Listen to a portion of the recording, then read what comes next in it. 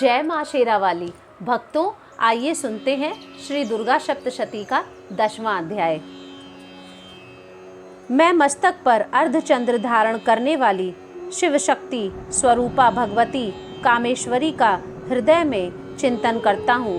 वे तपाए हुए सुवर्ण के समान सुंदर हैं। सूर्य, चंद्रमा और अग्नि ये ही तीन उनके नेत्र हैं तथा वे अपने मनोहर हाथों में धनुष, बाण, अंकुश, पाश और शूल धारण किए हुए हैं। ऋषि कहते हैं, राजन, अपने प्राणों के समान प्यारे भाई निशुंभ को मारा गया देख तथा सारी सेना का संहार होता जान शुंभ ने कुपित होकर कहा, दुष्ट दुर्गे, तू बल के अभिमान में आकर झूठ मूठ का घमंड न दिखा। तू बड़ी मानिनी बनी हुई है, किंतु दूसरी स्त्रियों के बल का सहारा लेकर लड़ती है। देवी बोली, ओ दुष्ट, मैं अकेली ही हूँ। इस संसार में मेरे सिवा कोई दूसरी कौन है? देख, ये मेरी ही विभूतियाँ हैं, अतः मुझ में ही प्रवेश कर रही हैं। तदनंतर ब्रह्माणी आदि समस्त देवियाँ अंबिका देवी के शरीर में लीन हो गईं। उस समय केवल अंबिका देवी ही रह गईं। देवी बोली, मैं अपने ऐश्वर्य शक्ति से अनेक रूपों में यहाँ उपस्थित हुई थी। उन सब रूपों को मैंने समेट लिया है। अब अकेली ही युद्ध में खड़ी हूँ। तुम भी स्थिर हो जाओ। ऋषि कहते हैं, तदनंतर देवी और शुंभ दोनों में सब देवताओं तथा दानवों के देखते देखते भयंकर युद्ध छिड़ गया। बाणों की वर्षा तथा तीखे शस्त्रों और दारुण अस्त्रों के प्रहार के कारण उन दोनों का युद्ध सब लोगों के लिए बड़ा भयानक प्रतीत हुआ। उस समय अंबिका देवी ने जो सैकड़ों दिव्य अस्त्र छोड़े, उन्हें दैत्यराज शुंभ ने उनके निवारक अस्त्रों द्वारा काट डाला। इसी प्रकार शुंभ ने भी जो दिव्य अस्त्र चलाए, उन्हें परमेश्वरी ने भयंकर हुंकार शब्द के उच्चारण आदि द्वारा खिलवाड़ में ही नष्ट कर डाला। तब उस असुर ने सैकड़ों बाणों से देवी को आच्छादित कर दिया। यह देख क्रोध में भरी हुई उन देवी ने भी बाण मारकर उसका धनुष काट डाला।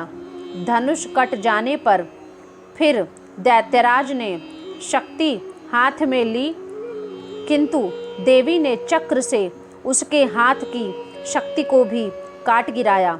तत्पश्चात दैत्यों के स्वामी शुंभ ने 100 चांद वाली चमकती हुई ढाल तथा तलवार हाथ में ले उस समय देवी पर धावा किया। उसके आते ही चंडिका ने अपने धनुष से छोड़े हुए तीखे बाणों द्वारा उसकी सूर्य किरणों के समान उज्जवल ढाल और तलवार को तुरंत काट दिया। फिर उस दैत्य के घोड़े और सारथी मारे गए। धनुष तो पहले ही कट चुका था। अब उसने अंबिका देवी को मारने के लिए उद्यत होकर भयंकर मुदगर हाथ में लिया। उसे आते देख देवी ने अपने तीक्ष्ण बाणों से उसका मुदगर भी काट डाला। तिस पर भी वह असुर मुक्का तानकर बड़े वेग से देवी की ओर झपटा। उस दैत्यराज ने देवी की छाती में मुक्का मारा। तब उन देवी ने भी उसकी छाती में एक चांटा जड़ दिया। देवी का थप्पड़ खाकर दैत्यराज शुंभ पृथ्वी पर गिर पड़ा, किंतु पुनः सहसा पूर्ववत उठकर खड़ा हो गया। फिर वह उछला और देवी को ऊपर ले जाकर आकाश में खड़ा हो गया।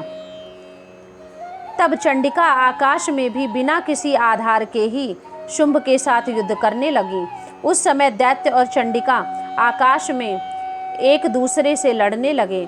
उनका वह युद्ध पहले सिद्ध और मुनियों को विस्मय में डालने वाला हुआ। फिर अंबिका ने शुंभ के साथ बहुत देर तक युद्ध करने के पश्चात उसे उठाकर घुमाया और पृथ्वी पर पटक दिया। पटके जाने पर पृथ्वी पर आने के बाद वह दुष्टात्मा दैत्य पुनः चंडिका का वध करने के लिए उनकी ओर बड़े वेग से दौड़ा। तब समस्त दैत्यों के राजा शुंभ को अपनी ओर आते देख देवी ने त्रिशूल से उसकी छाती छेद कर उसे पृथ्वी पर गिरा दिया। देवी के शूल की धार से घायल होने पर उसके प्राण पखेरु उड़ गए और वह समुद्रों, द्वीपों तथा पर्वतों सहित समूची पृथ्वी को कपाता हुआ भूमि पर गिर पड़ा। तदनंतर उस दुरात्मा के मारे जाने पर संपूर्ण जगत प्रसन्न एवं परिपूर्ण स्वस्थ हो गया।